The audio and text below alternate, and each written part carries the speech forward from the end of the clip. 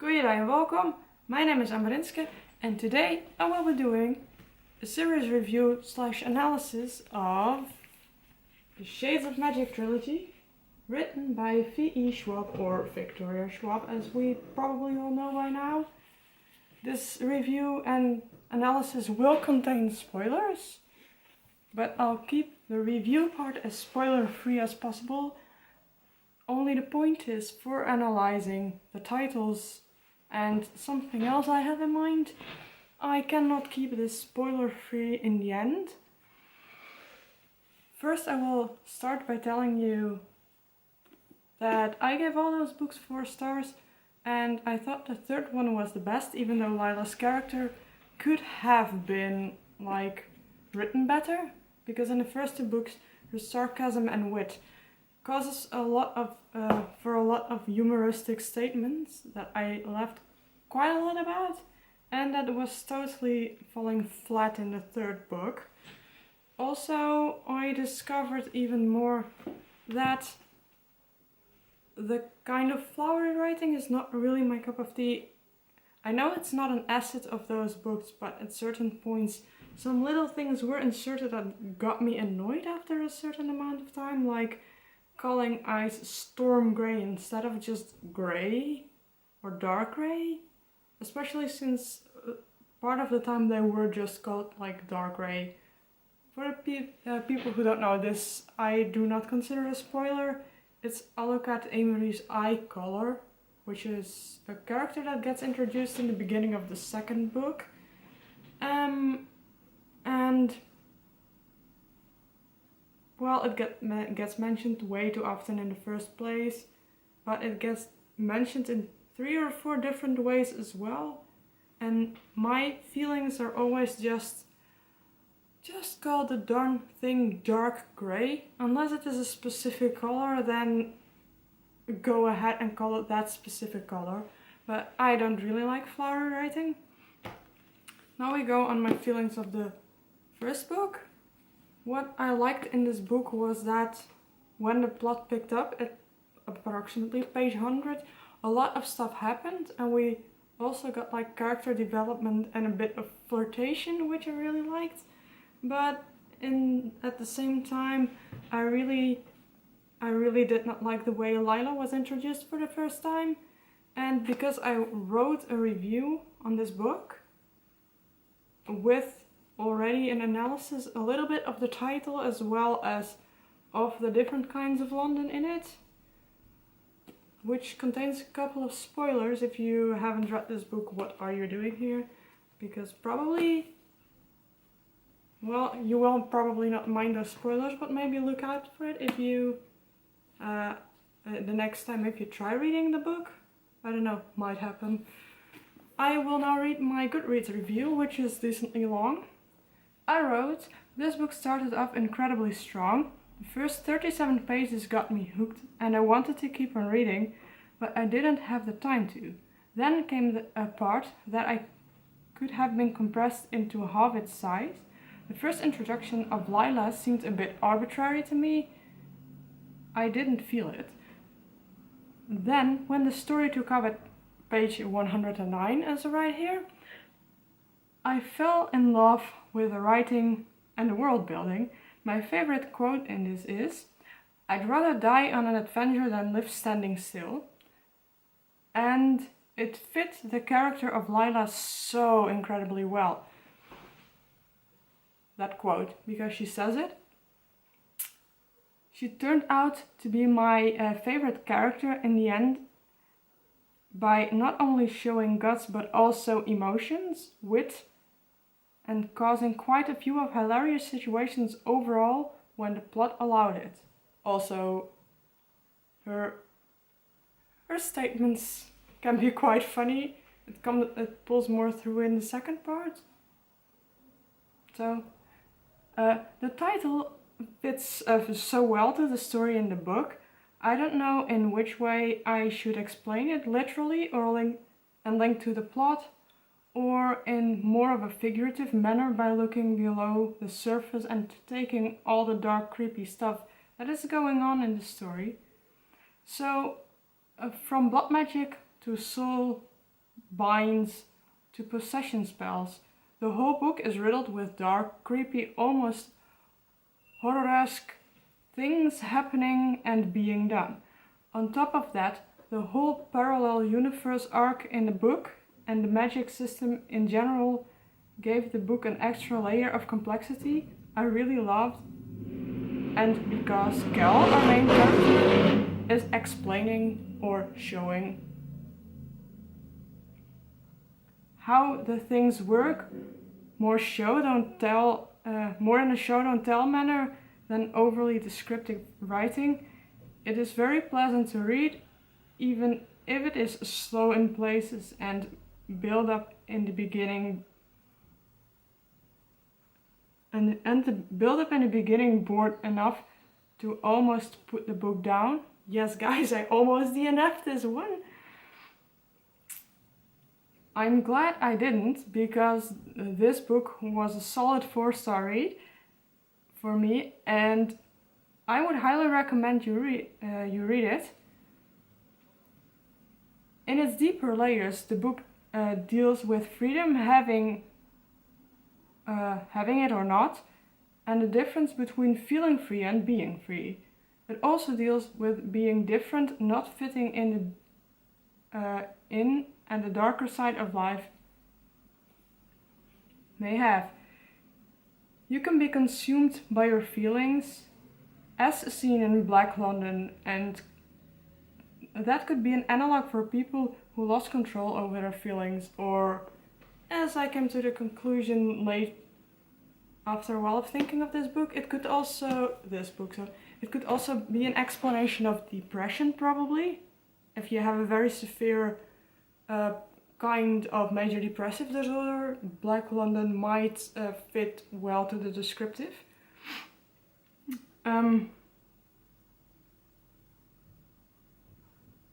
All Londons seem to, at least in a way, reflect states of mind described by the way people live in that world. Red London is balance between magic and life, which can be seen as balance between emotion and the brain. White London trying to conquer magic, trying to hide and block out the things you don't want to show, causing internal conflict and dying down, which can happen and lead to depression. So like the cascading way the Londons are ordered, I think also fits this.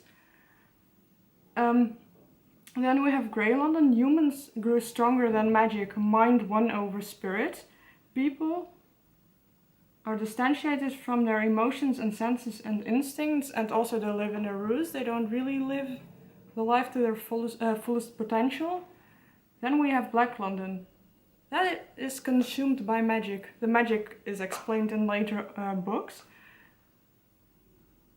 And it says, emotions to control and tore the humans apart, which seems to fit the worlds, but not fully, and I will tip on that in my analysis of A Conjuring of Light.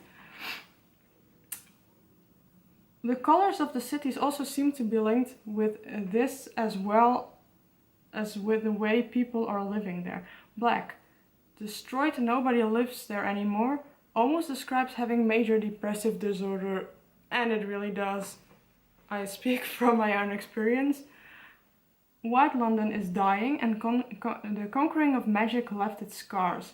It could symbolize keeping secrets and the constant unhappy feeling people get when they don't live their life to the fullest, or when they are lying to themselves or to others.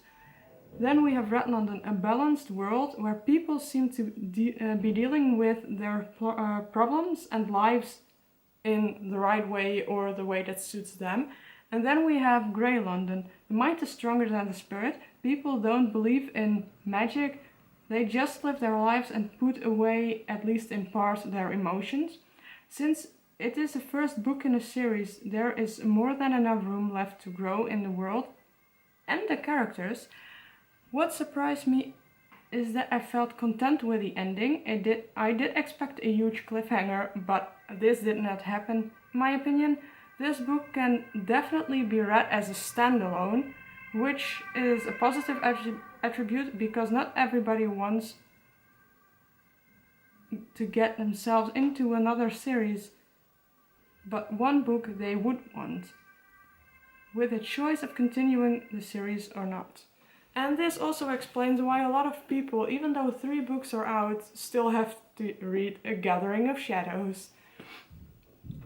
So, what I said in this review, which is pretty elaborate already, is that the title can point towards the darker shade of magic in the way that the magic asks for a darker kind of price, like blood or possession that happens, or it could point to the stone that Gal gets.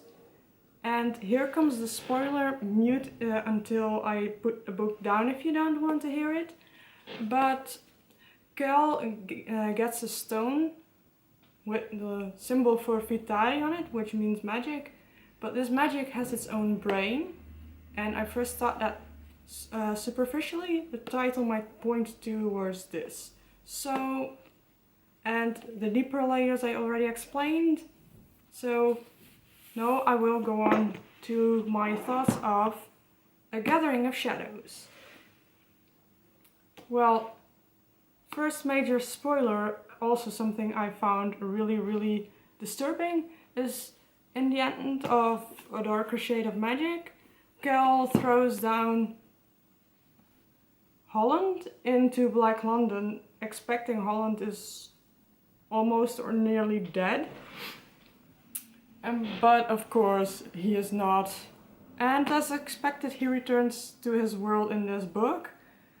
And actually the whole build-up of the plot, the Essentush, or however the hell you want to pronounce that, is like just a whole way to get to the end point where some dark stuff happens, and it turns out that Holland took something with him from Black London that he shouldn't have, that causes the whole entire story in this third part to happen.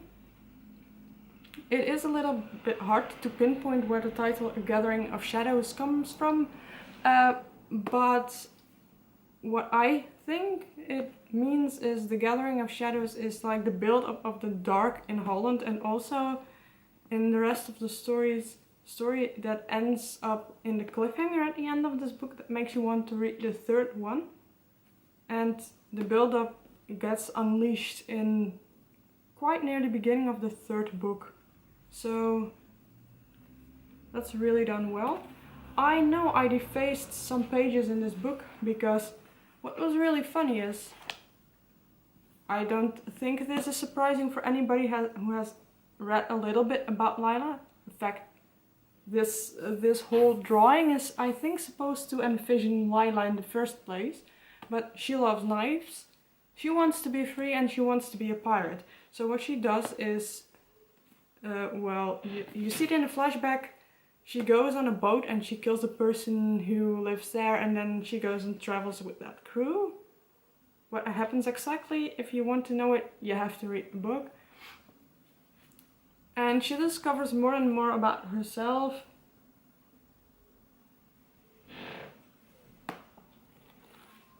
Later, 4 months later or so, they come back and the whole Essentush, rest of the plot just ensues.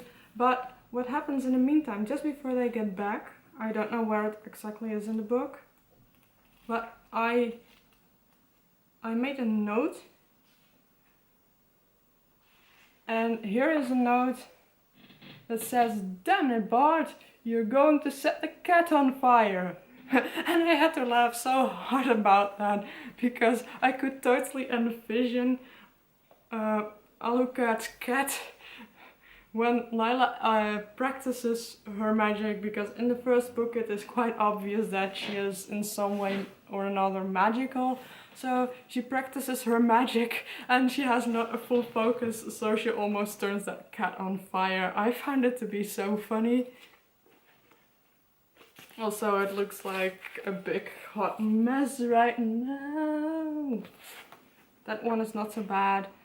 I made some notes somewhere in like on an entire page where they are in like a tavern, and Lila gets into a drinking contest with another sailor. And I thought, this is so true, because I'm at like not a real pirate crew, but a pirate crew at a fantasy festival to which I now belong, and I got introduced to it by drinking whiskey, and it had such a similar vibe that, and I sent it to a friend of mine who got me into that crew, and he really liked it too.